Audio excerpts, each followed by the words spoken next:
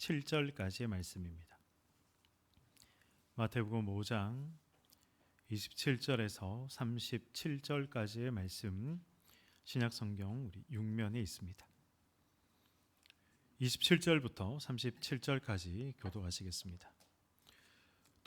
또 간음하지 말라 하였다는 것을 너희가 들었으나 나는 너희에게 이르노니 음욕을 품고 여자를 보는 자마다 마음에 이미 간음하였느니라.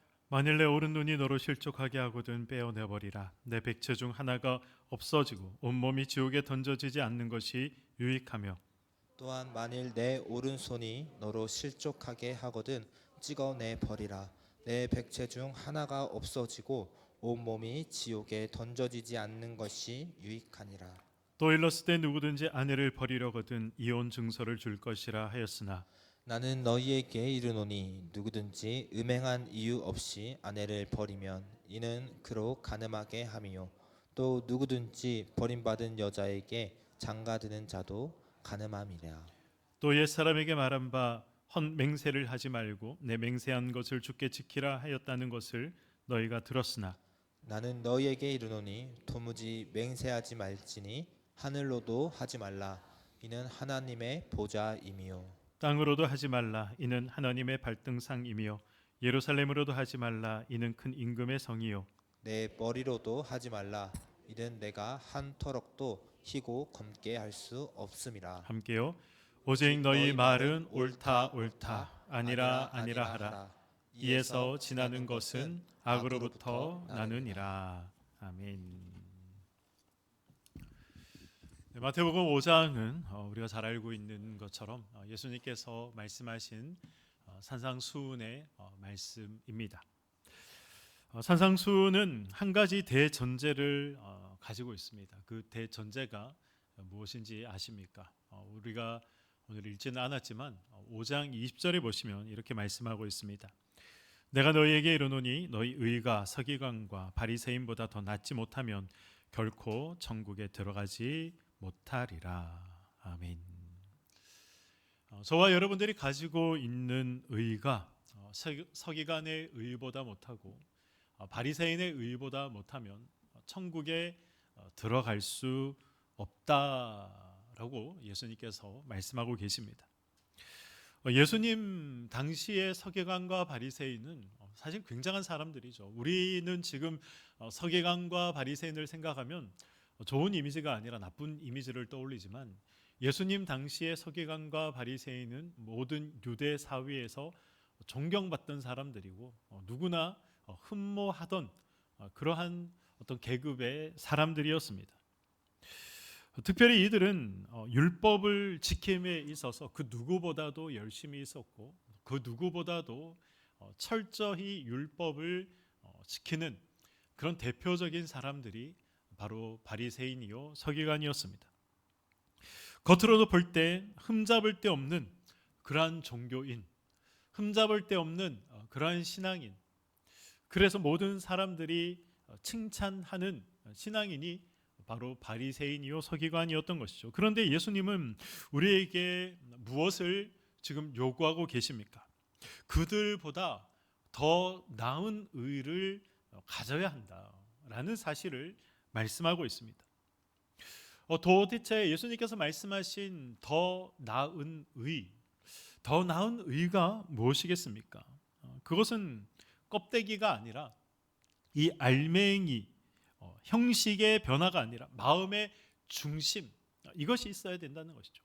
알맹이가 있어야 되고 이 마음의 중심의 변화가 있어야 된다. 그것이 서기관과 바리새인의 의보다 더 나은 의고, 저와 여러분들에게 예수님은 바로 그 의, 마음의 중심의 변화 그리고 알맹이가 있는 신앙생활을 예수님께서 말씀하고 계신 것입니다.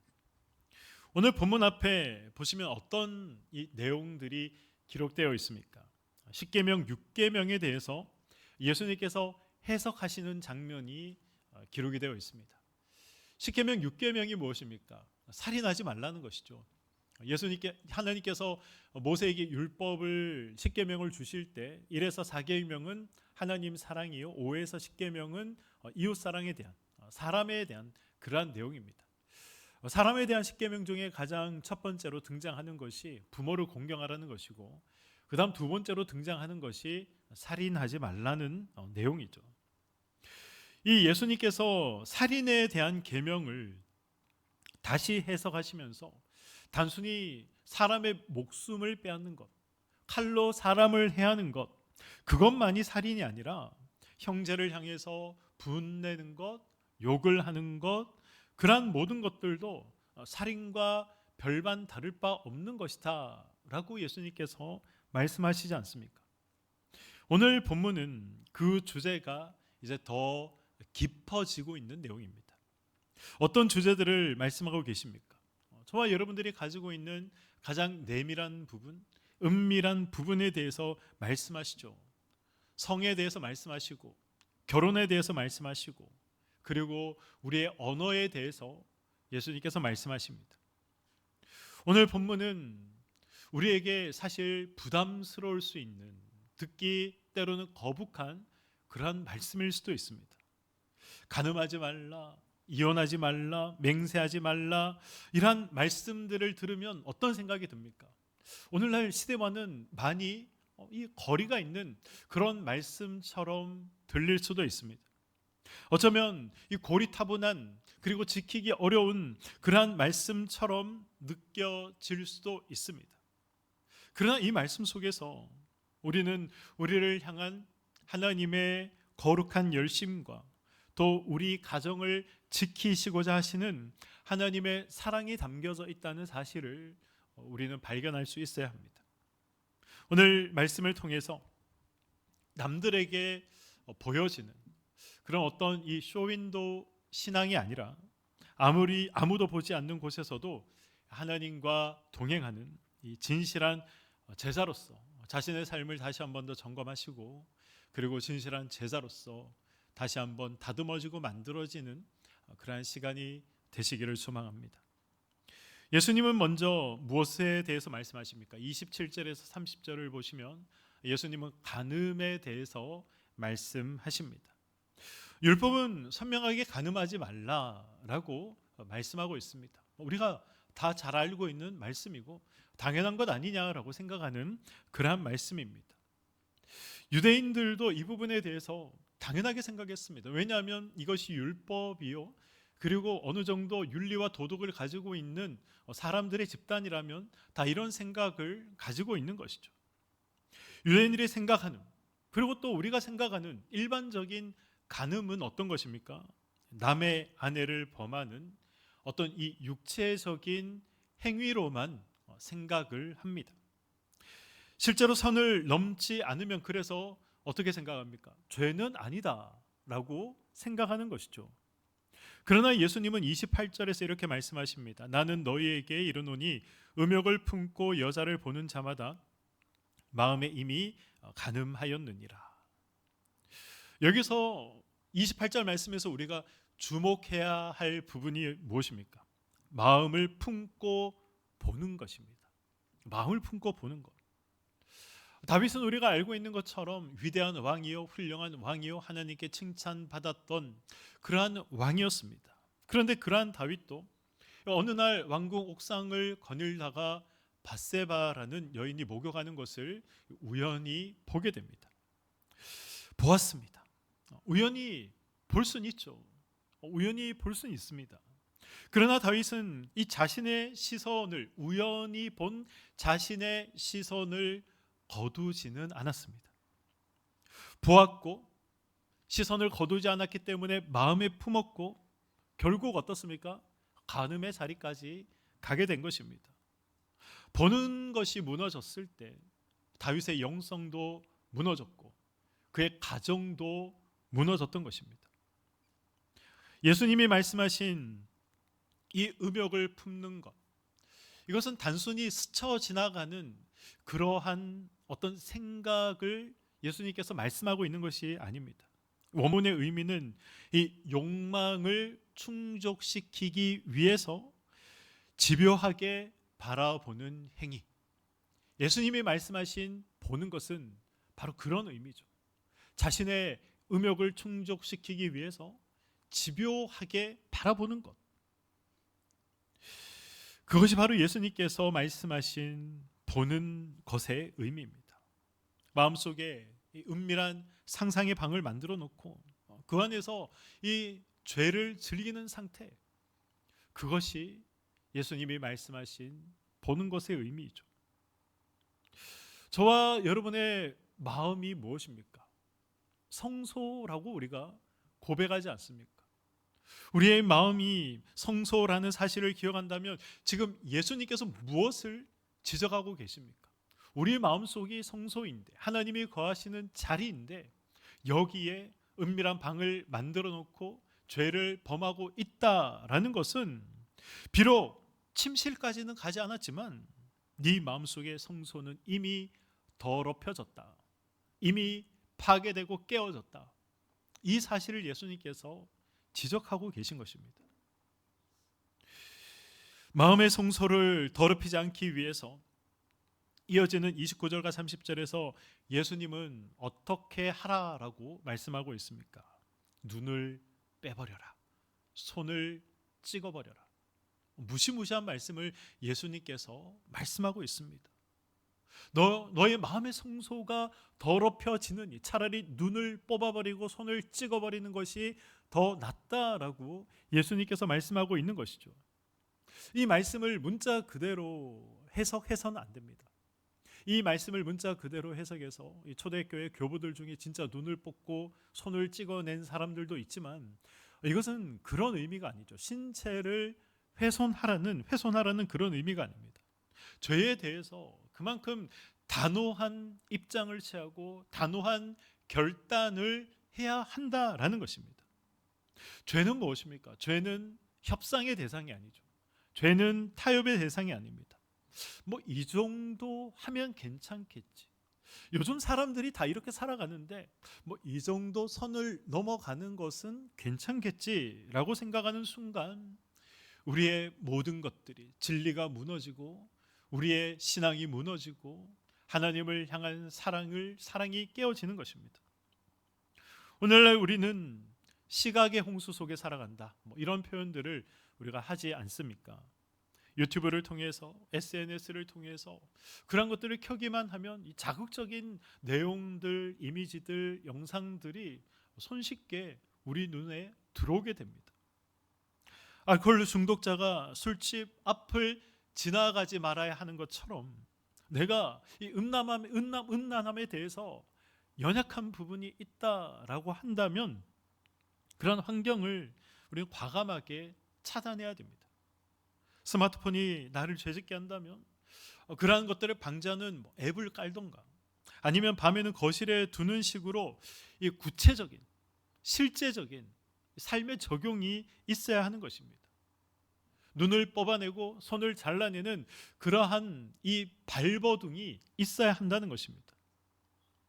그러한 심정으로 죄와 싸우는 것, 그것이 성도가 가져야 하는 마땅한 심정인 것입니다. 예수님께서 간음에 대해서 말씀하신 후에 이제 무엇에 대해서 말씀하십니까? 이혼에 대해서 말씀하십니다. 31절과 32절의 말씀입니다. 또 일러스되 누구든지 아내를 버리려거든 이혼 증서를 줄 것이라 하였으나 나는 너에게 이르노니 누구든지 음행한 이유 없이 아내를 버리면 이는 그로 간음하게 하며 또 누구든지 버림받은 여자에게 장가드는 자도 간음함이니라. 아멘.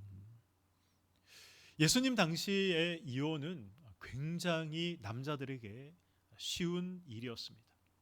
얼마든지 누구든지 이혼 증서만 써주면 쉽게 이혼을 할 수 있었습니다. 이 당시의 율법을 연구하면서 유대 사회에 큰 영향력을 끼친 두 학파가 있습니다. 하나는 샴마이 학파라는 학파고 하나는 힐렐 학파라는 학파였습니다. 샴마이 학파, 힐렐 학파. 이 샴마이 학파는 아내가 간음하지 않는 이상 이혼할 수 없다라고 주장했던 학파였고, 힐렐 학파는 아내가 요리를 하다가 요리를 태워도 얼마든지 이혼할 수 있다라고 주장했던 학파가 힐렐 학파였습니다. 유대 사회의 사람들, 특별히 유대 사회 남자들은 샴마이 학파의 주장을 따랐을까요? 힐렐 학파의 주장을 따랐을까요? 그렇죠. 힐렐학파. 요리를 태워도 이혼할 수 있다. 결혼할 때는 아내가 예뻐 보였는데 시간이 지나니 이 아내가 예뻐 보이지 않는다. 이런 생각만 가져도 실제로 이혼할 수 있었습니다. 그게 힐렐 학파였습니다. 사람들은 이 힐렐 학파의 말을 따랐죠. 그래서 이 얼마든지 이혼할 수 있었고 이혼이 얼마든지 합법적인 그리고 또 성경적인 율법적인 일이다라고 생각을 했었습니다. 예수님은 32절을 보시면 누구든지 음행한 이유 없이 아내를 버리면 이는 그로 간음하게 함이요 말씀하고 있습니다. 당시 사회 구조상 이혼당한 여성들은 생계를 이어갈 능력이 없었습니다. 결혼 전에는 부모님으로부터 공급을 받아서 살아갔고 결혼 후에는 남편을 통해서 공급을 받아서 살아갔기 때문에 유대 사회에서 여인이 혼자 생계를 이어간다? 그것은 불가능한 일이었습니다. 그래서 어떻게 해야 됩니까? 먹고 살아야 되지 않겠습니까? 그러니 다른 남자와 다시 결혼을 어쩔 수 없이 해야 했습니다. 생존을 위해서, 생계를 위해서 결혼을 할 수밖에 없는 상황 가운데 내몰리게 되었던 것이죠. 그런데 이러한 상황 속에 내몰리게 된 책임에 대해서 예수님은 누구의 책임이다, 누구의 잘못이다라고 말씀하고 있습니까? 아내를 버린 남편의 잘못이다, 남편의 책임이다 라고 말씀하고 있습니다. 예수님은 지금 무책임하게 가정을 깬 남편이 이 원인 제공자라는 이 사실을 명확하게 말씀하고 있는 것이죠. 그들의 죄에 대해서 엄중하게 경고하고 있는 것입니다. 예수님은 음행한 이유라는 예외 조항을 두셨습니다. 부부가 상대방을 두고 음행했다는 것, 그것은 이 결혼 생활의 가장 기본이고 기초이고 그리고 또 뼈대가 되는 이 신뢰와 성실이 깨어졌다라는 것을 의미하는 것이죠. 말라기 2장 16절을 보시면 하나님은 이혼을 싫어하신다라고 명확하게 기록되어 있습니다. 미워하신다라고 기록되어 있습니다. 그러나 이 배우자의 외도로 결혼 이 언약이 파괴된 경우까지 하나님께서 기계적으로 이 결혼을 강요하시는 그런 분은 아니시다라는 것을 말씀하고 있는 것이죠. 폭력도 마찬가지입니다. 하나님은 폭력을 싫어하시죠. 피해자를 보호하는 것이 성경적인 입장입니다. 그래서 이 폭력과 학대도 성경적인 기준에서 본다면 이혼 사유가 될 수 있습니다. 그러나 예외 조항이 있다고 해서 우리가 이혼을 쉽게 생각하면 안 되죠. 하나님께서 호세아를 통해서 우리에게 말씀하고 있는 것이 무엇입니까? 그럼에도 아니겠습니까? 그럼에도 하나님께서 예외적인 부분들, 이혼을 하나님이 미워하신다라고 말씀하고 있지만 예외적인 부분들을 하나님께서 인정하시고 허용하고 계십니다. 그런데 그럼에도 호세아를 통해서 보여주시는 하나님의 마음이 있습니다. 이미 다른 남자와 간음한 여인이었지만 그 여인까지 품는 것, 그것을 호세아에게 하나님이 요구하시지 않습니까? 이것이 하나님의 근본적인 마음이라는 것이죠. 성경은 직접적이든 간접적이든 이혼의 아픔이 있는 분들을 향해서 정죄하지는 않습니다. 하나님은 상한 갈대를 꺾지 않는 분이십니다.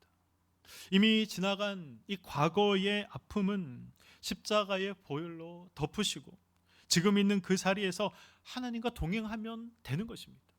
거기에 대해서 발목이 잡힐 필요도 없고 죄책을 가질 이유도 없습니다. 다만 오늘 우리가 붙들어야 할 원칙은 하나님은 가정을 소중하게 여기신다는 것과 우리는 그 언약을 지키기 위해서 생명을 걸 만큼 우리의 모든 것을 걸어야 한다. 이것을 우리가 잊지 말아야 됩니다. 이것이 산상수훈에서 예수님께서 이혼에 대해서 말씀하시며 저와 여러분들에게 말씀하고 있는 말씀이요 우리가 지켜야 하는 정신이라는 것이죠. 마지막 세 번째는 33절에서 37절에 기록된 맹세에 대한 말씀입니다. 당시 유대인들은 맹세에도 등급을 매겼습니다. 가장 중요한 등급은 하나님의 이름으로 맹세하는 것이었습니다. 하나님의 이름으로 맹세하면 반드시 지켜야 된다. 그 약속의 내용이 무엇인지 그것과는 상관없이 반드시 그 맹세는 지켜야 한다라고 생각을 했습니다. 그런데 유대인들은 이 하나님 이름 외에 다른 것으로 맹세하는 것은 상황이 변하고 마음이 변하고 다른 것들이 변하면 그 맹세를 지키지 못할 수도 있다라고 생각하면서 이 빠져나갈 구멍들을 만들었습니다. 그래서 하늘로 맹세하고 땅으로 맹세하고 예루살렘으로 맹세를 했던 것입니다. 거짓말을 위해서 빠져나갈 구멍을 미리 만들어 놓은 것이죠. 겉으로는 맹세코라고 그렇게 외치지만 속으로는 이건 하나님의 이름으로 맹세한 것이 아니니 나중에 안 지켜도 되지 뭐, 이런 생각을 하면서 하늘로 맹세하고 땅으로 맹세하고 예루살렘 성으로 맹세했다라는 것입니다. 이런 이 유대인들의 태도를 아시고 예수님은 34절에 어떻게 말씀하십니까? 도무지 맹세하지 말아라 라고 말씀하십니다. 왜 그렇게 말씀하십니까? 이유가 무엇입니까? 하늘도 땅도 우리의 머리도 모두 우리의 소유가 아니기 때문에 그렇습니다. 하나님의 소유이기 때문에 그렇다라고 말씀하고 있는 것이죠.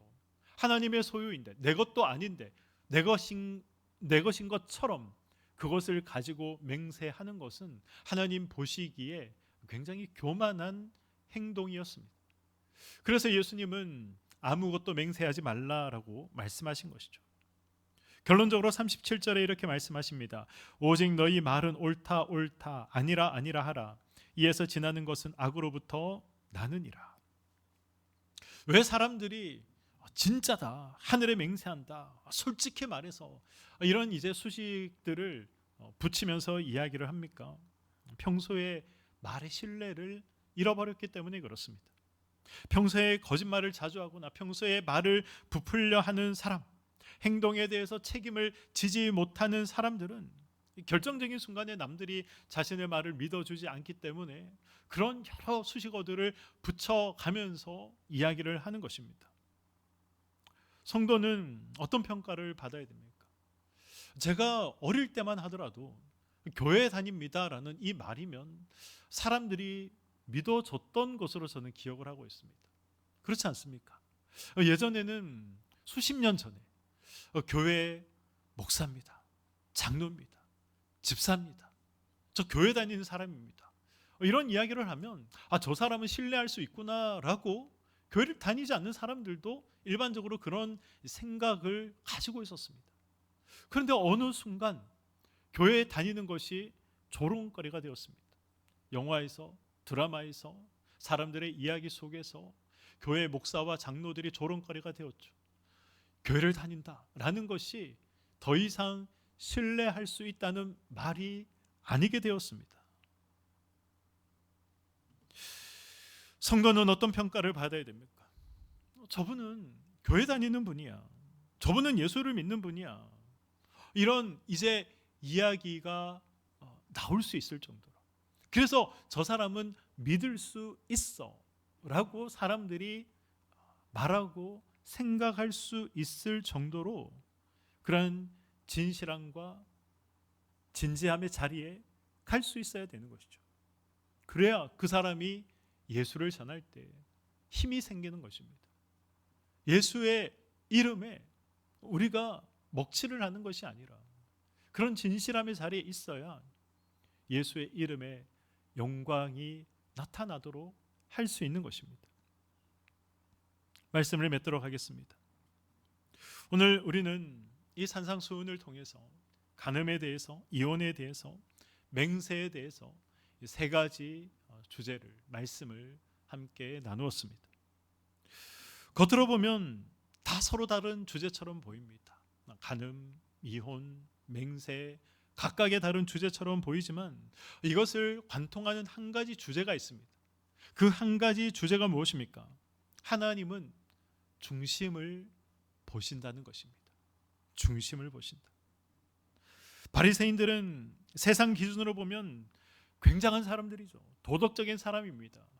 흠잡을 것 하나 없는 그런 훌륭한 사람들이었습니다. 그러나 예수님은 그들의 마음속에 숨겨져 있는 음란함, 무책임함, 거짓을 예수님께서 보시고 지적하고 계신 것입니다.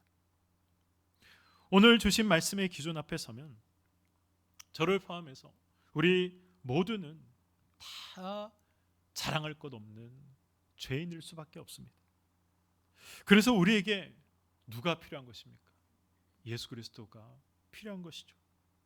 우리의 노력만으로는 이 산상수훈의 높은 기준을 충족시키며 살아낼 수가 없습니다.